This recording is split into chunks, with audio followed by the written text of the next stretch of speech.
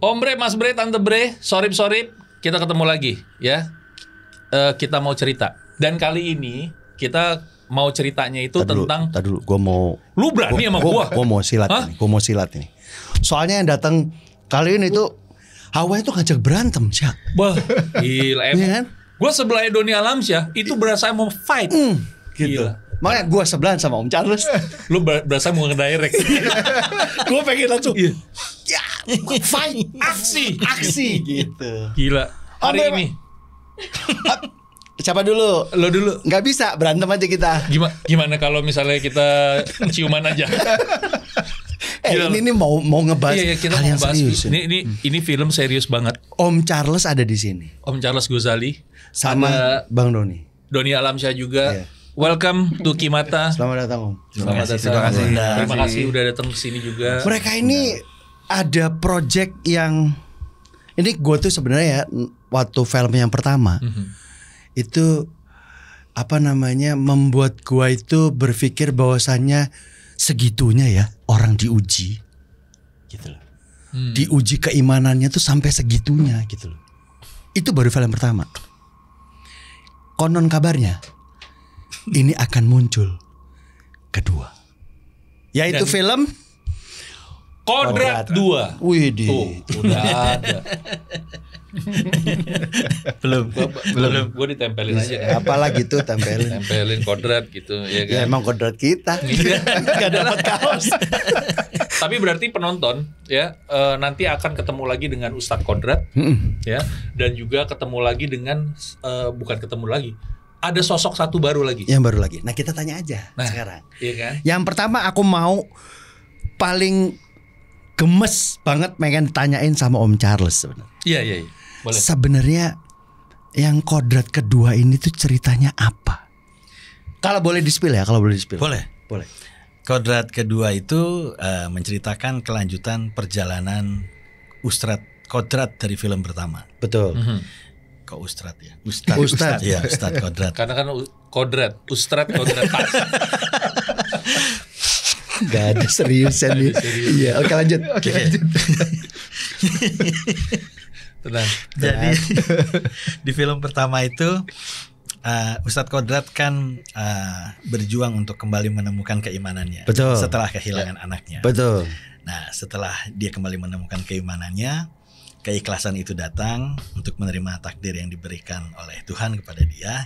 Dia lalu kemudian ingat bahwa masih ada tugas dia sebagai seorang suami untuk juga menjaga istrinya yang bernama Aziza. Istrinya Ustadz Kodrat yang bernama Aziza. Iya.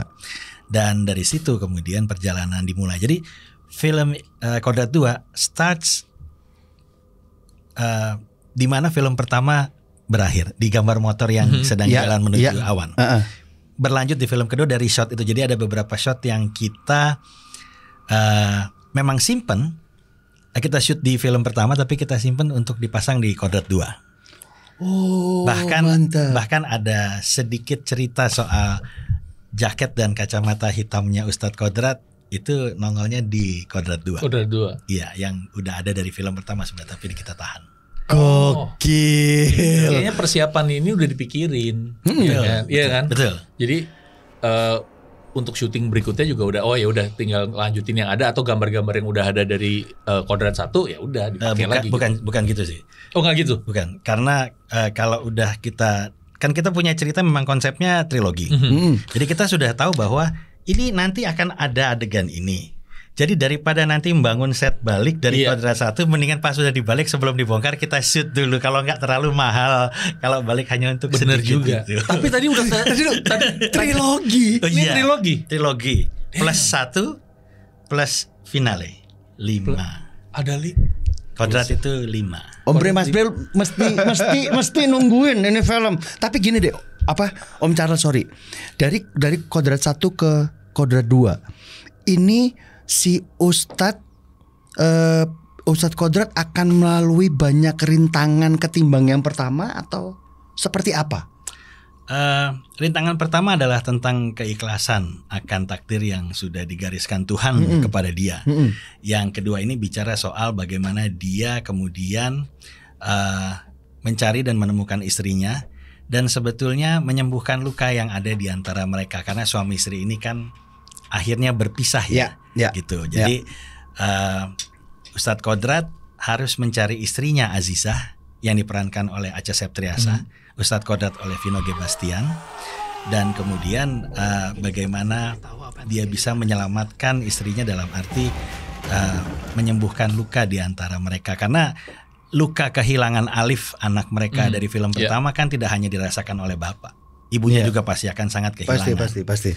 Nah, yang kemudian membuat filmnya menjadi semakin seru adalah saat dia menemukan istrinya yang sedang kemudian berusaha melanjutkan hidup dengan bekerja di sebuah pabrik. Ternyata pabriknya itu juga bermasalah.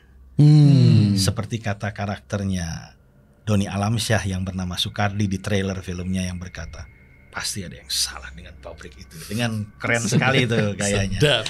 Nah, jadi begitu dia nyampe di situ, karakter Doni Alamsyah yang kemudian akhirnya ada di situ dan juga punya masalah yang sama dengan Kodrat karena istrinya juga menjadi salah satu korban dari pabrik tersebut. Kemudian akhirnya bersama-sama mencari cara untuk kemudian masuk dan kalau untuk Kodrat khususnya menyelamatkan istrinya Azizah. Tapi kebetulan bersinggungan dengan Pak Sukardi ini tadi. Karena kan istrinya temannya Aziza, istri Sukardi, sama kerja di pabrik, kan. Betul. Dia. Nah, ini pemilihan kan ternyata banyak aktor aktris yang ikutan baru nih. Berdasarkan pemikiran nih kita mesti masukin tokoh ini lagi, tokoh ini, itu susah nggak milih aktor-aktornya? Milih aktornya cukup susah.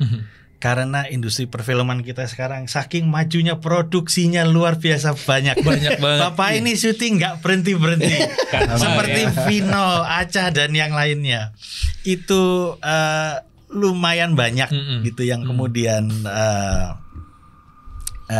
sekarang tuh berproduksi sehingga mencari aktor yang tepat untuk karakter dengan para aktor baik yang ada memang sekarang terus terang semakin tidak mudah. Beruntungnya kami mendapatkan aktor-aktor yang tepat. Jadi menemukan Doni Alamsyah karena kita habis syuting satu film sebelum Kodrat, judulnya Tumbal Darah. Jadi dari situ kita udah sempat bicara soal itu ya. Lalu kemudian dalam menemukan karakter-karakter pendamping lain seperti Della Dartian yang memerankan karakter Purwanti gitu, Septian Dwi Cahyo yang memerankan karakter Safih sebagai sosok yang mengendalikan apa yang kemudian terjadi di pabrik di tempat di mana istrinya Kodrat sedang bekerja yang banyak mengalami kejadian-kejadian misterius. Cukup sulit ya sekarang, tapi beruntungnya kami kemudian menemukan mereka gitu. Emang benar-benar bintang-bintang yang tepat gitu ya. Iya. Benar-benar bintang yang tepat. Betul. Sekarang gini deh, aku mau kalau ngomong sama Bang Satu ini mesti. Kenapa jadi aku-akuan sih ngomongnya? Harus kuda-kuda. Gila siap. Gitu. Ya kan Kuda-kuda apa yang paling capek? Belum terjawab. Belum terjawab. Oke. Berarti tiba-tiba ini keren. Kok dia bisa gitu. Oke, gue mau nanya sama Doni, ya? Om Doni. Ini kan sebagai seorang Pak Sukardi nih, ya kan? Pak Sukardi, sebenarnya dia ini siapa dan karakternya itu kayak apa sih si Pak Sukardi ini? Sukardi ini sebenarnya hanyalah seorang suami yang mencari kebenaran atas kematian istrinya. Di sebuah pabrik yang Sukardi tahu pabrik itu melakukan banyak pesugihan gelap. Jadi nggak cuma sekedar binatang, kerbau atau apapun, tapi ternyata Sukardi mengetahui bahwa pabrik itu sudah melakukan persembahan manusia.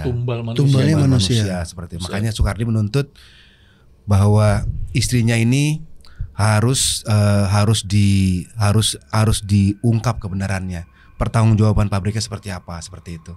Nah, di tengah perjalanan dalam mengungkap kebenaran itu selalu ditolak dia, selalu dilawan sama pabrik. Nah, perkenalan Sukardi dengan Ustadz Kodrat itu pada saat terjadi pertarungan antara ada clash ya antara si anak buah penjaga keamanan pabrik itu dengan Soekardi, ditolong sama si Ustadz Ustadz Kodrat. Kodrat. Ustadz Kodrat. Akhirnya mereka ngobrol, punya kesamaan tujuan, punya kesamaan karakter. Akhirnya mereka jadi kayak semacam partner gitulah dalam ketidaksengajaan. Nah, ini ngomongin karakter. Iya. Sebenarnya karakter si Soekardi ini ada kesamaan nggak sih dengan Doni Alamsyah sendiri? Tukang berantem. Sama. Tukang berantem. Kenapa Bukan. gue selalu begitu ya? Bukan berantem ya, tapi kayak mungkin yang gue lihat dari Soekardi itu kan dia mencari keadilan, mencari keadilan, dan dia nggak suka sama ada sesuatu yang zalim. Iya. Gitu. Mungkin buat gue juga sama ya, bahwa ada orang punya kekuatan lebih, punya power lebih, tapi dia zalim, gue nggak terima. SJW. Bukan. Apa itu? Apa tuh? Social Justice Warrior. Oh iya benar. Iya. SJW. Iya, tapi kan iya maksudnya orang punya power lebih baik digunakan untuk nolong orang lain gitu kan, Iya. maksudnya Doni Even gitu kan. kita punya lebih kuat, lebih apapun, kita nggak punya hak gitu untuk zalim sama orang. Itu yang kadang-kadang gue ngerasa mungkin itu kali ya yang gue rasain persamaan dengan Soekardi ya. Iya. Soekardi dia nggak suka dengan walaupun dia lemah, dia dikeroyok sama jagoan-jagoan pabrik, dia kalah, cuman dia tetap harus nih, gue harus ngelawan nih, gue harus maju karena pengen mengungkap kebenaran itu tadi minta ya. keadilan. Minta keadilan juga ya tuh, gitu ya. yang lebih pentingnya di situ, udah Iya. ditolak, digebukin, nggak peduli gue. nggak peduli ya. Ini harus terungkap. Makanya dia beruntung ketemu sama si Ustadz Kodrat. Ustadz Kodrat. Oh ternyata ini orang juga sama, tapi dia lebih hebat dibanding Soekardi. Oke, kalau gitu kita bisa jalan bareng nih. Gitu. Ibaratnya jadi partner in crime ya. Partner in crime. Gitu. Karena mereka ternyata chemistry-nya dapet. Betul. Ini kan pasti agak sulit nih Om Charles masukin karakter-karakternya di dalam satu film Kodrat 2 ini kan, dengan dari Kodrat 1 terus yang baru lagi. Nah, gimana caranya si aktor-aktor ini mereka saling Ngeblend in. chemistry-nya gitu. Berat pertanyaannya ya. Berat banget kayaknya. Buat Om Charles Sambil mikir nih. Iya, karena pertama tentu ada sesi reading. Pasti. Kedua ada tim acting coach. Pasti. Ketiga, tapi mereka aktor-aktor profesional. Betul. Yang bahkan di luar waktu yang kita sediakan pun kadang-kadang mereka komunikasi. Jadi gue tahu dia pengen banget cerita bahwa di truk itu ada sesuatu yang terjadi kalau yang dilihat di trailer. Mau cerita dulu? Enggak ini belajarnya Ini dulu habis itu langsung nih. Habis itu langsung. Gimana ngebangun? Tetapi ini? yang kemudian terjadi yang dia mau cerita itu usulnya datangnya dari Doni.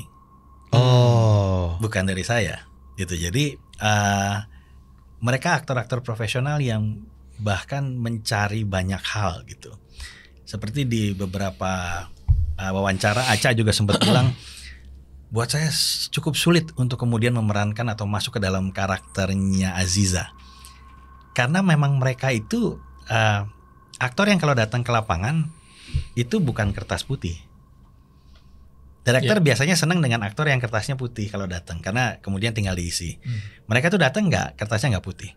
Tetapi mereka bukan aktor juga yang kemudian kertasnya nggak bisa dihapus kalau memang tidak tepat. Jadi kita diskusi, kita ngobrol, dan pada saat yang diusulkan itu memang gue bilang, oh ini malah jadi lebih keren ya. Ada budaya baru, ada bahasa baru yang kemudian bisa dihadirkan. Go ahead gitu. Nah malah itu ya silahkan tambahin. Tapi ada juga yang kemudian ditanya waktu itu sama Acha, kenapa istrinya nggak begini? Acha waktu itu sempat bilang, kalau Ustadz Kodrat punya kemampuan maunah dari Tuhan untuk kemudian meruqyah sehebat itu, istrinya punya kemampuan apa? Saya bilang nggak punya kemampuan apa-apa. Dia pertama bilang, loh, jadi aku ngapain? Dia bilang di situ. Kau hadir tanpa kemampuan super, tanpa kemampuan yang istimewa, tetapi yang kau bawa adalah ketulusan hati dan iman akan Tuhan, Allah, dan suamimu. Ketulusan Bagus itu nih. yang kemudian membuat Kodrat mati-matian kemudian nanti melawan segala macam kegelapan yang hadir datang berusaha menguasai mereka, dan yang akhirnya bisa membebaskan Aziza dari segala macam perasaan bersalah. Kalau di trailer itu kan dia bilang bahwa dia merasa dirinya musyrik. Iya. Gitu.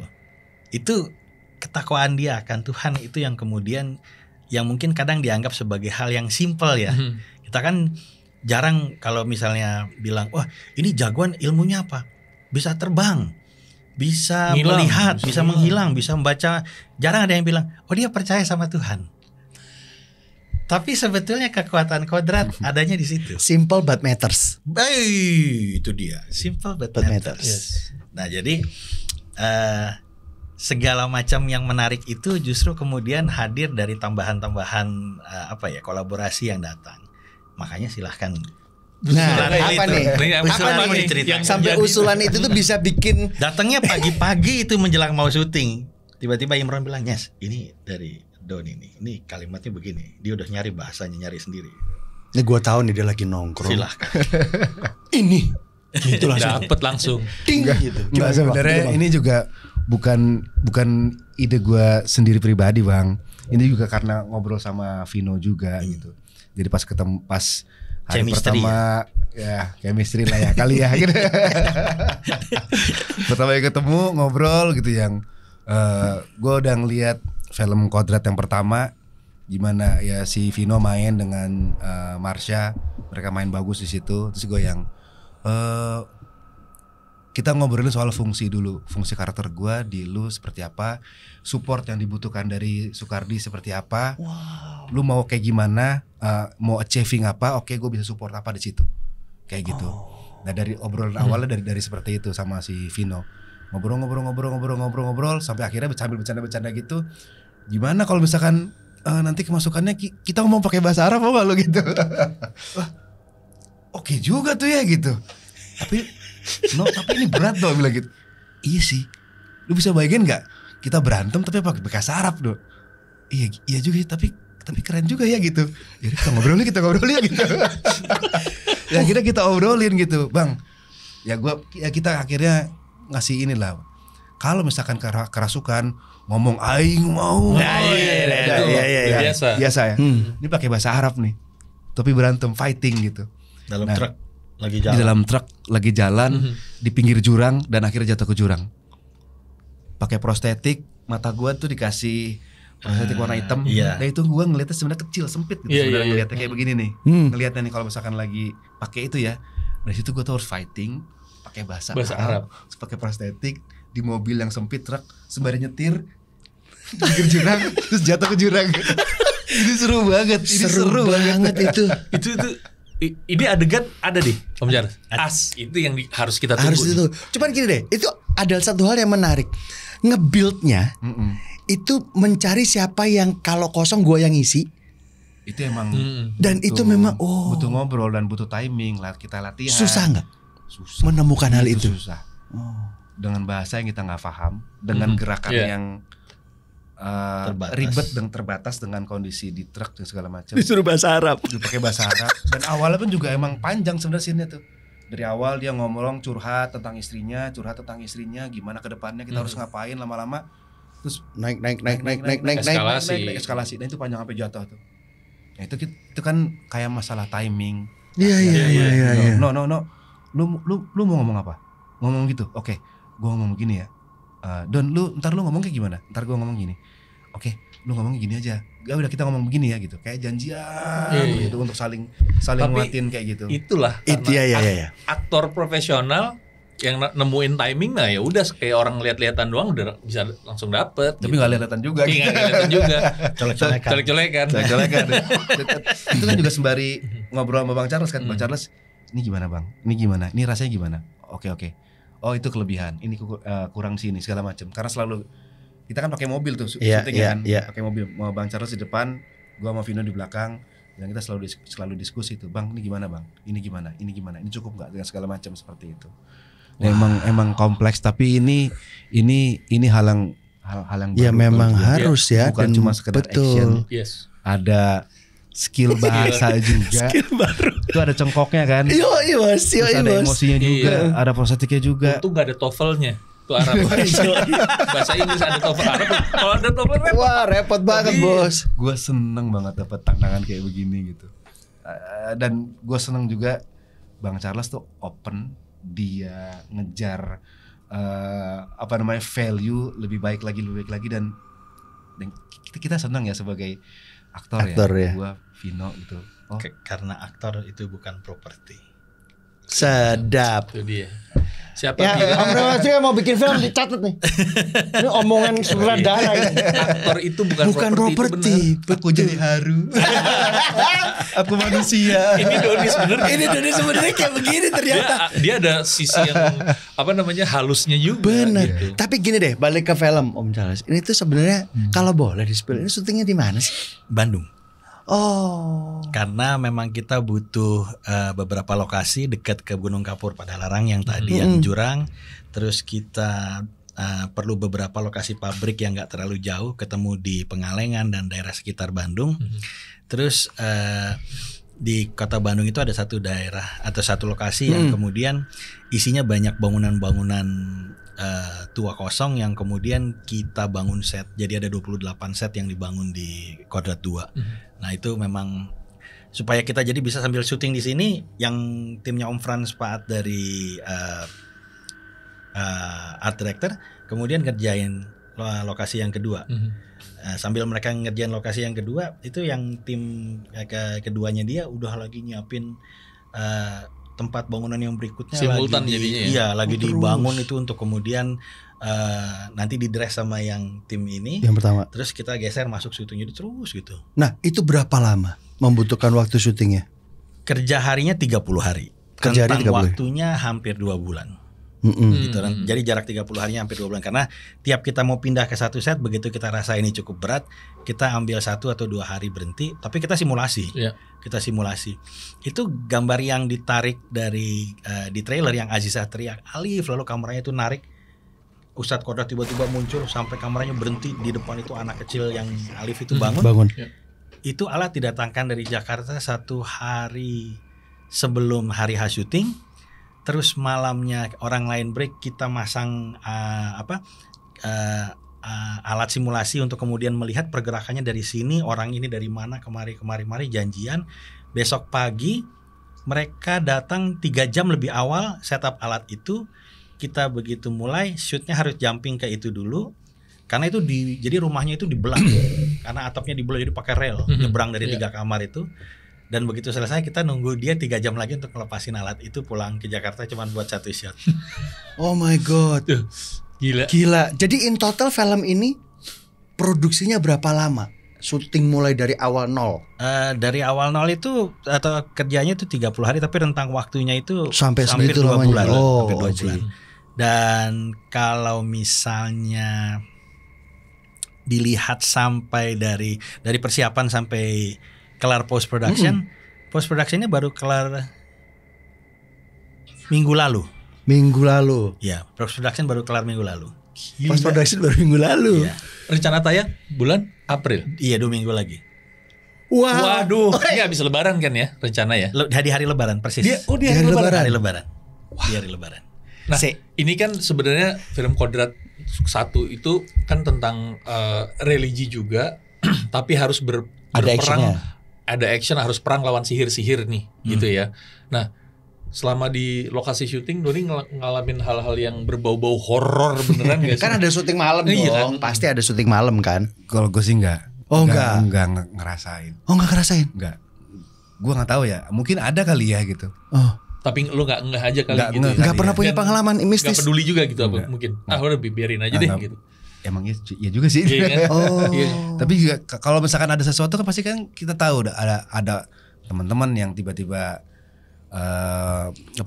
ribut rame atau apapun lah gitu. Cuman kayaknya sih nggak ada ya. Selama karena kan gue kan nggak full 30 hari di tempat syuting. Mungkin ada beberapa hari yang gue nggak ngeh gitu. Iya. Tapi nggak pernah punya pengalaman mistis sama sekali, Bang? Secara pribadi. Secara pribadi ada sih. Ada ya. Ada. Ngaruh nggak ke apa karakter yang sekarang? Wah ini kayaknya gue pernah nih ngerasain kayak gini gitu. Ada karena sekarang. Karena sekarang ya ada lah. Ada. Pengalaman. Dirasain banget ini kayaknya. Nggak boleh disepil. Tapi gini, walaupun tadi Doni udah cerita soal fighting scene sama Vino dengan bahasa Arab, tapi dari keseluruhan film Kodrat 2 scene mana yang jadi favorit lo? Itu scene favorit gue ya scene itu ya Scene bahasa Arab. bukan bahasa Arabnya ya, tapi secara keseluruhan ya Prosesnya ya, prosesnya, nge-build-nya ya. Readingnya, terus pada saat syuting pun juga itu Pak scene panjang soalnya, scene panjang sampai akhirnya Ustadz Kodrat tuh harus sampai ending scene itulah pokoknya gitu. Karena scene itu bukan cuma karena bahasa Arabnya aja ya, karena secara keseluruhan tuh ada horornya, ada actionnya, ada dramanya di situ. Itu scene favorit gua gitu. Om Charles, Ya, Om. kalau cerita Kodrat, nonton film Kodrat yang pertama itu orang itu pasti akan merasa bahwasannya this is mystical movie yang harus diikutin, lo harus kuat sama iman lo gitu ya.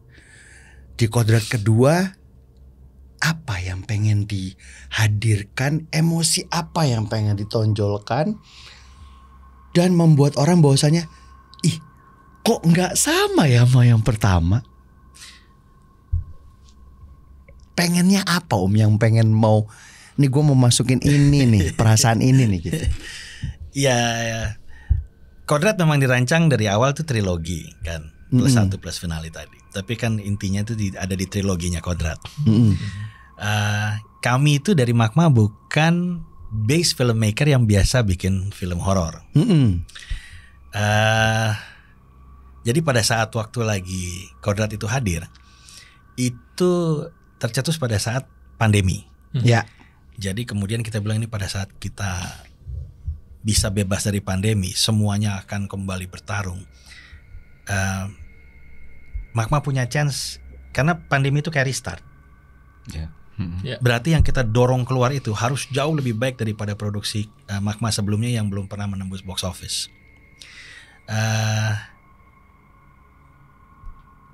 Jadi kemudian Indonesia dengan pop culture-nya yang sangat menyukai horor menjadikan kita memilih Kodrat yang idenya sudah datang dari awal tahun 2000-an.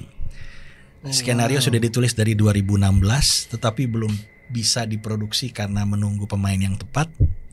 Dan waktu itu memang pilihan pertama ada di Vino yang schedule-nya sibuknya sama ya, nggak ada jedahnya gitu. Iya, benar. Dan bahwa kami belum pernah kerja dengan Vino dan hanya pernah kerja dengan Marsha itu tidak membuat keadaan menjadi lebih baik karena Marsha terus bilang mesti cobain gitu kerja sama Magma. Tapi kemudian Vino bilang, oh gue mau, ayo dong ajak ya. Tiap kali gue ajak, lu nggak punya schedule Vin gitu. Jadi 2016 skenario ditulis, 2017 Marsha sudah bilang iya saya mau jadi Yasmin di Kodrat. Vino belum bisa karena dia bilang, aduh gue schedule-nya yang nggak bisa. Jadi begitu pandemi terus gue bilang, kan semua orang nggak bisa syuting ya. Iya, betul. Berarti Vino G. Bastian akan punya waktu untuk kita syuting. tahu dong buat jadi Kodrat. Jadi gue bilang ini saatnya. Jadi waktu itu kenapa bikin Kodrat? Pop culture, horror favorit ya. Dan Vino yang selama ini kita kejar nggak pernah punya schedule, pasti lagi nggak bisa syuting. Dan dapat ya. Dan dapat. Dijebak bos oleh keadaan. Blessing in disguise ya. Blessing in disguise, betul. Nah, menghadirkan yang kedua kemudian, jadi karena keinginan untuk memang bisa berhasil, kita coba naruh banyak hal. First person continuous shot yang ada di Kodrat 1 di opening gitu ya, jadi POV. Dan banyak hal lain lah, meruqyah dengan action gitu. Begitu masuk ke yang kedua memang kemudian jadi banyak pertanyaan, kita mau bikin apa lagi ya?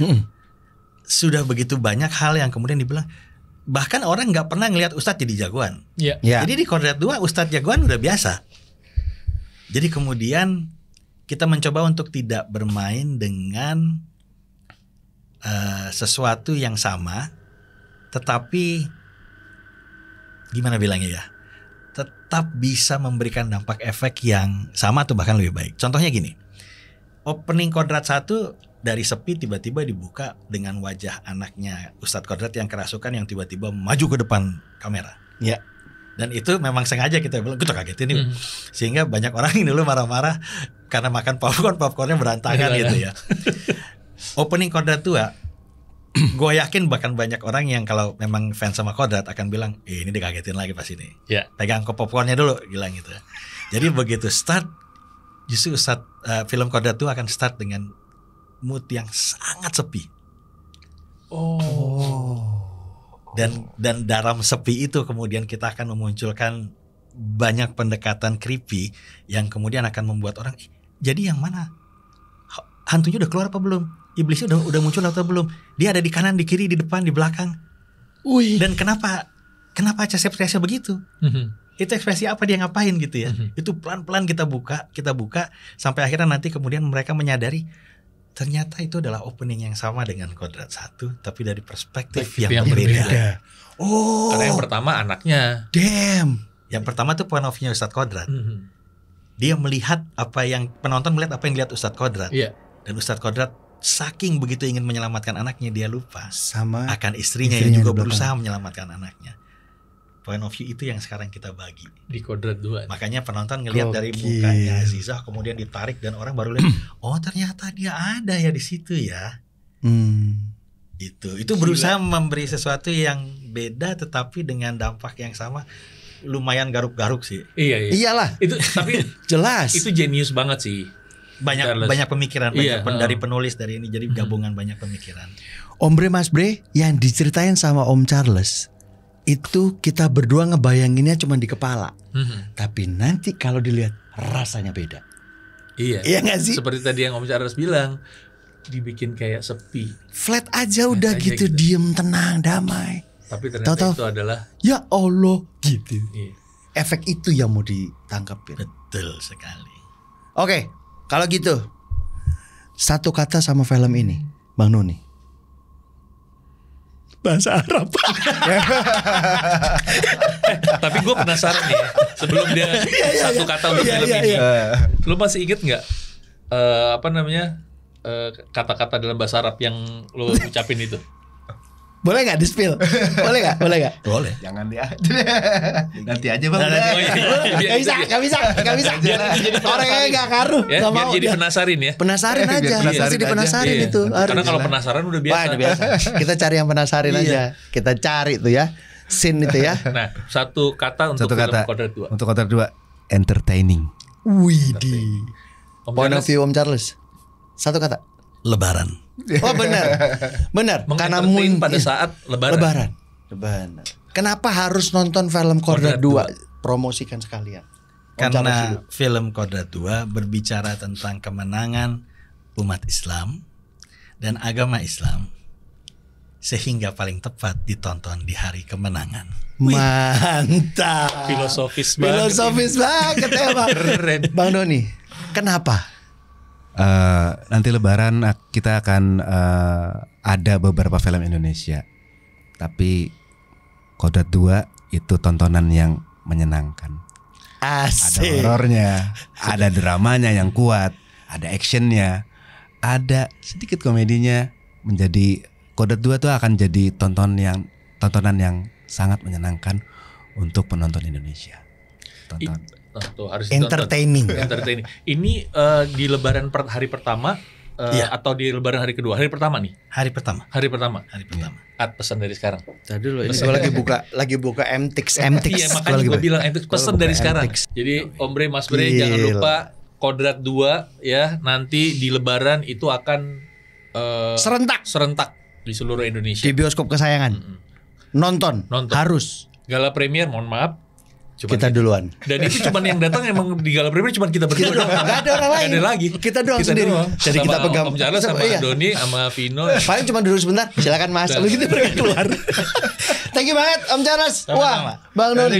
Thank you banget Bang Doni. Om Charles terima kasih buat Kodrat 2. Amin. Kita ketemu di Gala Premier dan semoga bertahan lama di bioskop. Amin. Karena sampai kapanpun yang namanya horor, penonton pasti akan suka. Pasti nonton.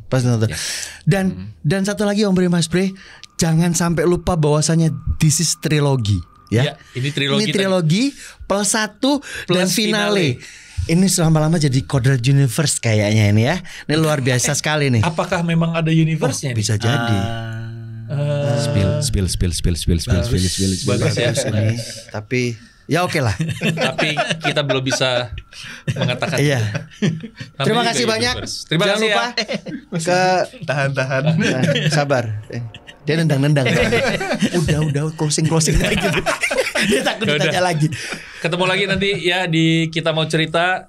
Tapi yang pasti jangan lupa untuk nonton Kodrat 2. Jangan lupa subscribe juga channel ini ya. Jangan lupa terima kasih buat super thanks ya. Thank you. Ya dan nih ya. Sekali lagi Lebaran nonton Pak Ustadz berantem bahasa Arab. Jangan sampai lupa terjun ke jurang. Ini pecah banget sih kayaknya sih. Oke. Bye. Sampai ketemu lagi ya. Bye. Yuk, Sya. Nonton. Nonton.